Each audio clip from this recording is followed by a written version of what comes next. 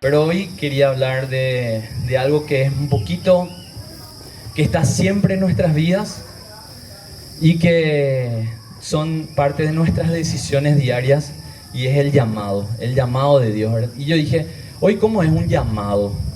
El llamado, hoy tenemos un WhatsApp, ¿verdad? A veces nos dejamos en visto, así me dejó en visto, decimos la gente, bueno, ahí no contestamos un llamado, voy a llamar después. Pero siempre me pregunté y dije, ¿qué habrá pasado para...? Porque nosotros leemos las historias de los apóstoles, y hoy en día ya vemos que es como si fuera que nosotros conocemos el final de la historia, ¿verdad? Y entonces le vemos a Moisés, le vemos a Gedeón, le vemos a María. O sea, estuvimos en el tiempo de la Navidad, le apareció un ángel.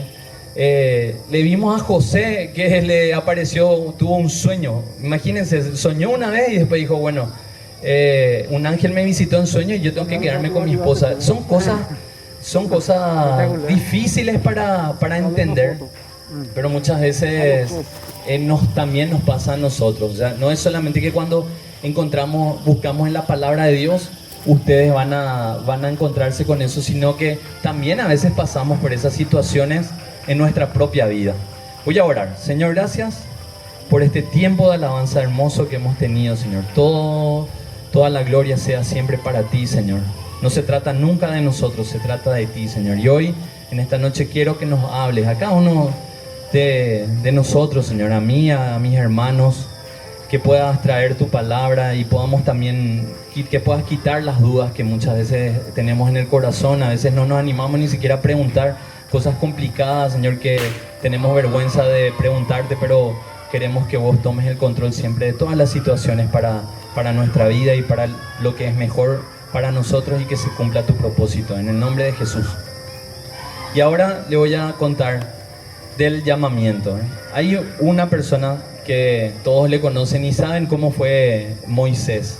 Moisés fue una persona que fue un judío, y él había nacido en Egipto mucho tiempo atrás. Sus antepasados llegaron a la tierra de Egipto porque hubo hambre en la tierra, y sería sus abuelos, como mi hijo me suele preguntar así, ¿cómo se llaman el papá del papá del papá del papá? Bueno, este ya era 400 años antes, y Moisés se encontraba en un peligro de morir, porque todos los chicos iban a ser asesinados en ese tiempo, y a él su mamá le pone en lo que hoy llamamos Moisés, ¿verdad? Y le recoge la hija de Faraón. Él crece ahí, y en un momento él se da cuenta que él no era una persona egipcia de nacimiento, que era también un judío, y se va al asentamiento, sería la colonia, así como hoy en día podemos ver tal vez los menonitas en el Chaco. Y bueno, él se fue a visitarle y se dio cuenta que ahí estaban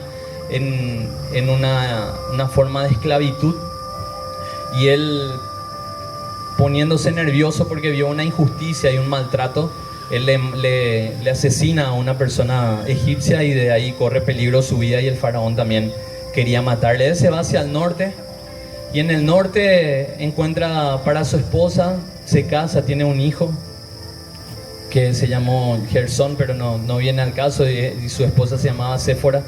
Pero en un momento Dios se le presenta y le aparece en una zarza. Y eso también nos pasa a nosotros. Vivimos nuestras vidas, o sea, cada uno de ustedes y yo también. Y a veces algunos somos comerciantes, otros somos doctores, arquitectos, trabajamos en empresas, en industrias, ¿verdad? Cada uno llevamos una vida. Y entonces cuando nos encontramos en la iglesia, como ya a veces decimos, y mi llamado, ¿cómo yo hago? ¿Cómo es el llamado del Señor, verdad? A veces creemos que el llamado es solamente cuando dice, Dios me llamó, wow, ¿cómo te llamó? Y vas a ser pastor, ¿verdad?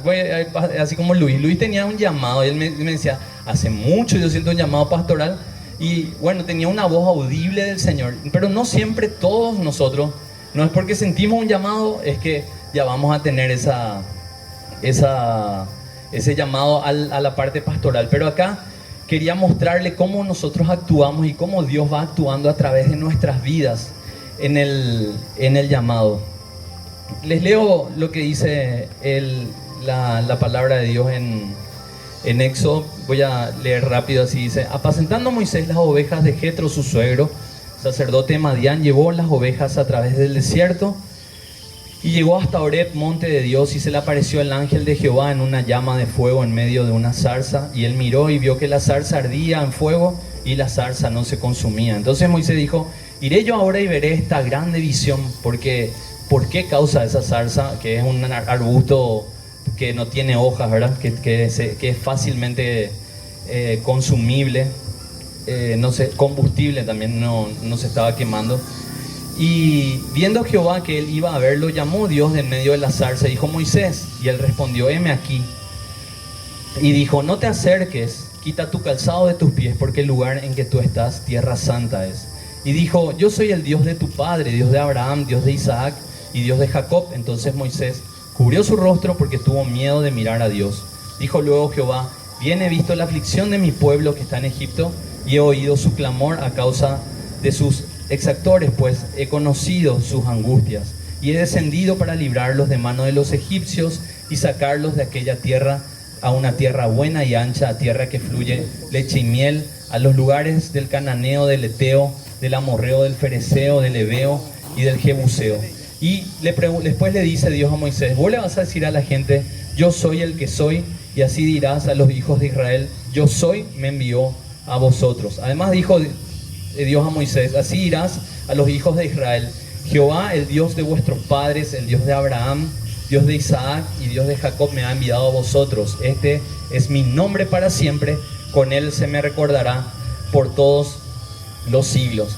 Y hay algo que sí, que vamos a leer, y ahí se ocurre algo que pasó con Moisés y ocurre con un montón de personas en la palabra de Dios.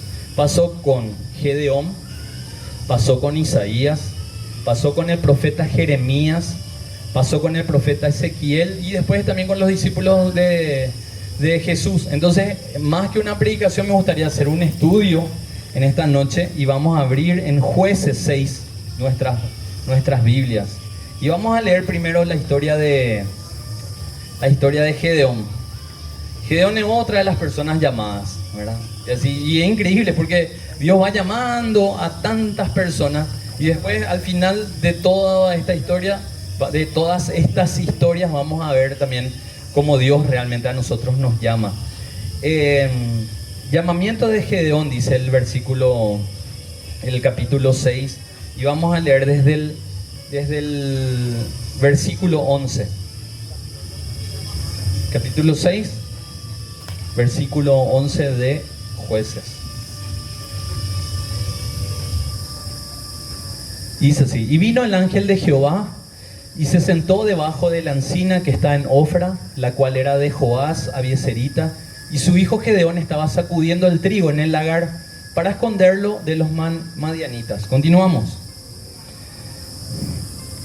Y el ángel de Jehová se le apareció y le dijo: Jehová está contigo, varón esforzado y valiente. Y Gedeón le respondió: ah, Señor mío, si Jehová está con nosotros, ¿por qué nos ha sobrevenido todo esto?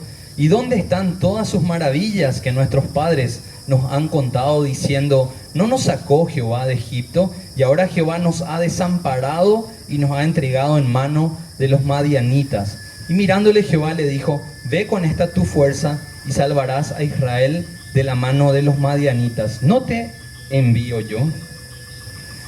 Entonces le respondió: ah, Señor mío, ¿con qué salvaré yo a Israel?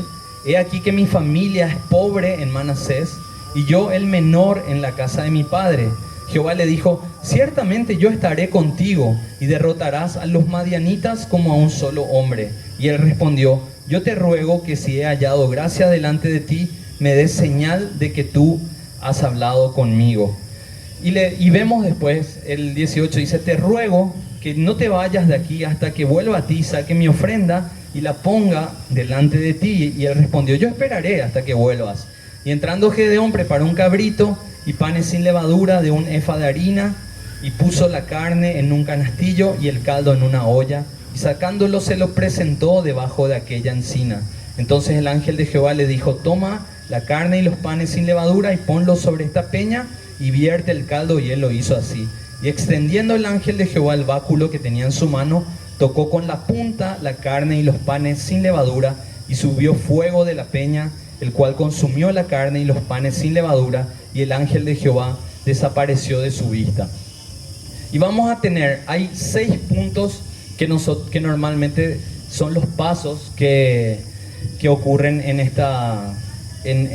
tema, o sea, cuando hay un llamado de estas personas. Especialmente vamos a hablar de Gedeón, de Isaías, de Jeremías y de Ezequiel. La primera es una confrontación. Dios viene, se presenta delante de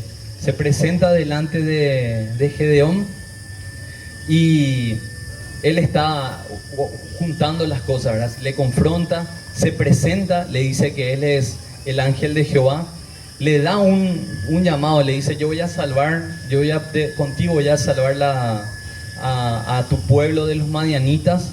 Después el hombre, nosotros hacemos un reclamo, eso se llama una refutación, ¿verdad? A veces sentimos, Dios nos está diciendo, y veo muchísimo, porque nosotros trabajamos en el ministerio con mi señora hace mucho tiempo, y siempre, es decir, y no es ahora, por eso digo, puede ser Gedeón, puedo ser yo hasta, y mi señora, y decimos, ¿qué yo voy a hacer?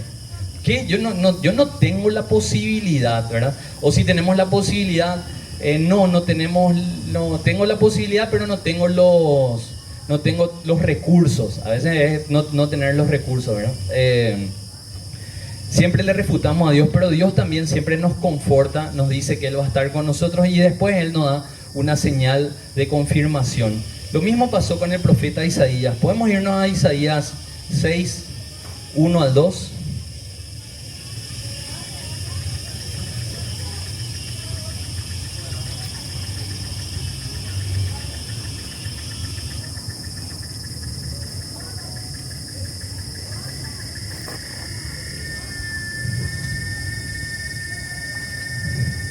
Isaías 6, 1 al 2. O sea, 6, 1, 2 y vamos hasta el 13. En la primera parte del 1 al 2 vemos la confrontación. Dice: en el año que murió el rey Uzías, vi yo al Señor sentado sobre un trono alto y sublime, y sus faldas llenaban el templo. Por encima de él había serafines, cada uno tenía 6 alas. Con 2 cubrían sus rostros, con 2 cubrían sus pies, y con 2 volaban. Ahí él se confronta con esa visión, y en el versículo 3 al 7 está cuando Dios se presenta. Dice: y el uno al otro daba voces diciendo: Santo, Santo, Santo, Jehová de los ejércitos. Toda la tierra está llena de su gloria. Y los quiciales de las puertas se estremecieron con la voz del que clamaba, y la casa se llenó de humo. Entonces dije: ay de mí, que soy muerto, porque siendo hombre inmundo de labios y habitando en medio de pueblo que tiene labios inmundos, han visto mis ojos al Rey Jehová de los ejércitos. Y voló hacia mí uno de los serafines, teniendo en su mano un carbón encendido, tomado del altar con unas tenazas, y tocando con él sobre mi boca, dijo: he aquí que esto tocó tus labios, y es quitada tu culpa y limpio tu pecado. Después de eso, que viene la presentación, el ángel se presenta, le toca los labios, viene lo que Dios quiere que él haga. Dice: después oí la voz del Señor que decía: ¿a quién enviaré? ¿Y quién irá por nosotros? Entonces respondí yo: heme aquí, envíame a mí. Y dijo: anda y di a este pueblo: oíd bien y no entendáis, ved por cierto, mas no comprendáis. Engruesa el corazón de este pueblo y agrava sus oídos y ciega sus ojos, para que no vea con sus ojos, ni oiga con sus oídos, ni su corazón entienda, ni se convierta y haya para él sanidad. Ahí entra la refutación que siempre hacemos, y le dice Isaías al Señor: y yo dije: ¿hasta cuándo, Señor? Y respondió él: hasta que las ciudades estén asoladas y sin morador, y no haya hombre en las casas, y la tierra esté hecha un desierto, hasta que Jehová haya echado lejos a los hombres y multiplicado los lugares abandonados en medio de la tierra. Y si quedare aún en ella la 10ª parte, dice esta parte, esta volverá a ser destruida, pero como el roble y la encina, que al ser cortados aún queda el tronco, así será el tronco, la simiente santa. Y le da un confort, una salida a ese llamado. El profeta Jeremías, podemos irnos ahora, saltamos un poquitito más hacia adelante. Jeremías 1. Llamamiento y misión de Jeremías. En el capítulo 1 de Jeremías. Las palabras de Jeremías, voy a comenzar del versículo 4. Vino pues palabra de Jehová a mí diciendo: antes que te formase en el vientre te conocí, y antes que nacieses te santifiqué. Te di por profeta a las naciones, y yo dije: Señor Jehová, he aquí, no sé hablar porque soy niño. Y me dijo Jehová: no digas soy un niño, porque a todo lo que te envíe irás tú y dirás todo lo que te mande. No temas delante de ellos, porque contigo estoy para librarte, dice Jehová. Y extendió Jehová su mano y tocó mi boca, y me dijo Jehová: he aquí he puesto mis palabras en tu boca. Mira que te he puesto en este día sobre naciones y sobre reinos, para arrancar y para destruir, para arruinar y para derribar, para edificar y para plantar. La palabra de Jehová vino a mí diciendo: ¿qué ves tú, Jeremías? Y dije: veo una vara de almendro. A Jeremías también, él le dice: yo soy niño, no puedo, pero él le dice: no, donde yo te diga, ahí vos te vas a ir. Y por último, vamos al profeta Ezequiel. Bueno, estos profetas parece que todos ya tenían un llamado específico, ¿verdad? Pero vamos a traer por último al profeta Ezequiel en el capítulo 1. Y vemos que Ezequiel tiene la misma forma de actuar. En el 1, en el versículo 1 al 28, dice, no voy a leer todo porque ahí viene la llamada de Ezequiel. Dice: aconteció en el año 30, en el mes cuarto, a los 5 días del mes, que estando yo en medio de los cautivos junto al río Quebar, los cielos se abrieron y vi visiones de Dios. Y comienza a tener un montón de visiones. Y se le presenta a Dios, y en el capítulo 2 aparece el llamamiento. Y le dice Dios: hijo de hombre, ponte sobre tus pies y hablaré contigo. Y luego que me habló, entró el Espíritu en mí, me afirmó sobre mis pies, y oí al que me hablaba y me dijo: hijo de hombre, yo te envío a los hijos de Israel, a gentes rebeldes que se rebelaron contra mí. Ellos y sus padres se han rebelado contra mí hasta este mismo día. Y continúa. Y no quiero hacerlo muy largo porque con esos ejemplos ya es suficiente, pero quería sí dedicarnos a ver cómo a nosotros Dios nos llama. Y pasó así. Una vez estaban ya Jesús había muerto en el Calvario, y cuando él murió, los discípulos se dispersaron, y había dos discípulos, uno Cleofas y otro discípulo amigo suyo, que volvieron a irse hacia Galilea, ¿verdad? A caminar hacia el norte. Es como que ellos esperaban que Jesús no muera, ¿verdad? Y para cuando él murió, todo se derrumbó. Y voy a buscar acá, tengo el...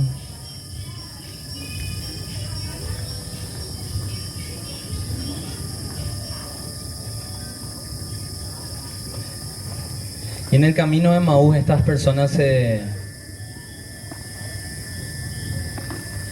encontraron, y decían ellos uno al otro: y aquí dos de ellos el mismo día iban al mismo día a una aldea llamada Emaús, que estaba a 60 estadios de Jerusalén, e iban hablando entre sí de todas las cosas que acontecieron. Y en una de esas se le discutían, ¿verdad? Y se le presentó Jesús, y vino Jesús, y dice que un tercer hombre, como un ejemplo es que yo me vaya caminando con Edwin hasta Cacique Lambaré, y nos vayamos caminando, y de repente aparece una persona, ¿verdad? Y claro, ¿de qué la gente hablaba? ¿Y de qué ellos iban a hablar también? De todo lo que Jesús había ocurrido, ¿verdad? Y seguramente se preguntaban las preguntas que yo me haría. O sea, me haría y le diría: ¿qué pasó, verdad? Perdimos 3 años de nuestra vida. ¿Te acuerdas que nos llamaron? Sí, nos llamó, nos fuimos. ¿Vos te acuerdas de toda la enseñanza? Sí. le alimentó a los 5.000, sí, le alimentó a los 5.000. ¿Te acuerdas cuando Pedro caminó también sobre el agua? Sí. Y esa vez que estábamos en el barco y venía así como ahora parece una tormentita que se está acercando, ¿verdad? Y claro, pero esa vez estaban en el medio del mar y parece que todo está mal, ¿verdad? Y Jesús estaba durmiendo, hermano, y se levantó y paró la tempestad. Hace poco, un amigo que está con muchos problemas judiciales, pero no porque él a propósito hayan hecho, sino que cuestiones de situaciones legales de terreno y esas cosas, me dijo, ¿y qué tal vos estás? Le dije, me dijo, ¿sabes qué? Yo sé que Jesús está en mi barca, pero ahora mismo veo la tormenta, en algún momento se va a despertar, me dijo, ¿verdad? Entonces me dije yo, bueno, cada quien, ¿cómo vamos pasando en la vida en diferentes situaciones? Y estas personas pasaron lo mismo, ¿verdad? Y Jesús comenzó a hablarles y le preguntó y le dijo, ¿qué es lo que ustedes están hablando, verdad? ¿Por qué ustedes se sienten tan tristes? Y le dije, no puede ser, vos sos el único forastero acá en Jerusalén que no sabe lo que ocurrió. ¿Vos no viste porque le mataron a Jesús, le apedrearon, el rabino, ¿verdad? Y esta persona la que estaba con ellos comenzó a preguntarle como si fuera que no sabía y le dice de Jesús Nazareno, que fue varón profeta, poderoso en obra y en palabra delante de Dios y de todo el pueblo, y cómo le entregaron los principales sacerdotes y nuestros gobernantes a sentencia de muerte y le crucificaron. Y es más, le dicen a esta gente y le cuenta las expectativas que tenían. Le dijeron estos dos hombres a esa persona que se iba con ellos, y ¿sabes qué? Nosotros esperábamos que Él era el que había de redimir a Israel, y ahora, además de todo esto, hoy es el tercer día que esto ha acontecido. Entonces, les contó también que había unas mujeres que se fueron a ese tercer día en el sepulcro y que vieron que estaba vacío, un montón de situaciones que era como para que se le abran los ojos, ¿verdad? Pero dice que llegando a la ciudad, ellos le invitaron y le dijeron, no vayas a continuar tu camino, quédate, vamos a comer algo. Y cuando comieron, fueron abiertos sus ojos y ahí se dieron cuenta de que realmente Él era Jesús. Y cuando ellos se le abrió los ojos, Jesús desapareció de su vista. Y se decían el uno al otro, ¿no ardía nuestro corazón en nosotros mientras nos hablaba en el camino? Para los que están anotando, este pasaje está en Marcos 16. Y le dice uno al otro, ¿no ardía nuestro corazón cuando Él nos hablaba en el camino y cuando nos abría las escrituras? Porque, ¿qué hizo Jesús? Comenzó a contarles todo lo que los profetas decían, ¿verdad? Ustedes no se acuerdan, el profeta Isaías dijo que iba a ser varón de dolores, experimentado en quebranto, que iba a morir por ustedes. Claro, todas esas situaciones, ¿verdad? Seguramente Jesús le dijo, ¿y ese profeta que ustedes hablan, dónde nació? En Belén. Ah, en Belén nació, sí. Ah, bueno, y la profecía dice que él iba a nacer, que el Mesías iba a nacer en Belén, ¿verdad? Así la verdad, porque no era que nosotros leemos a veces en 10 renglones, ¿verdad? Pero es toda una historia. Y nosotros en el tiempo en que leemos, como conocemos la historia final, nos parece tan sencillo y a veces decimos, qué bárbaro, no se dieron por cuenta de esos dos que Jesús era el que estaba con ellos. Claro, ellos tenían que darse cuenta ya, ¿cómo no van a saber que Jesús murió? Pero lo que pasa y pasa muchísimo en nuestras vidas, y esto sí es algo que me interesó mucho para leerles y les quiero decir. La lucha de luchas. Lo que nosotros nos hace confuso en nuestras relaciones, a veces hace que sea conflictivo lo que nosotros manejamos. También lo que pasa dentro de nosotros es lo que desvía los pensamientos, y también a veces nuestros deseos no están encaminados correctamente. Detrás de todas las cosas que dice, es la lucha que Dios libra en nuestro nombre para ayudarnos a recordar que la vida no se trata de nosotros, se trata de Dios, su plan, su reino y su gloria.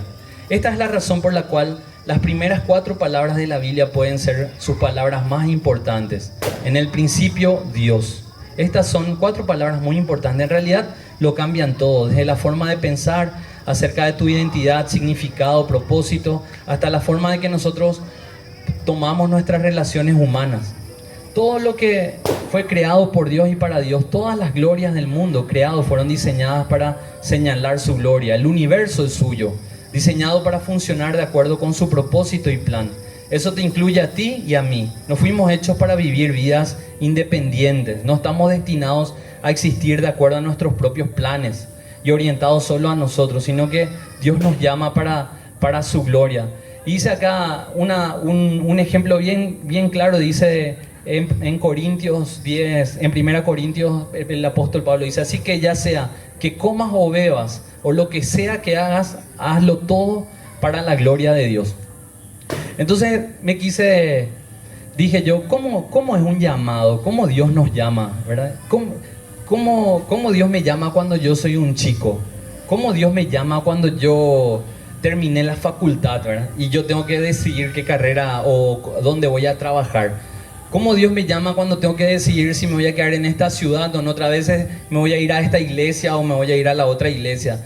Muchísimas veces nos sentimos, buscamos ese llamado de parte de Dios. Pero lo que tenemos que darnos cuenta es que siempre cuando miramos hacia atrás y cuando a veces empieza otra vez este año, ¿verdad?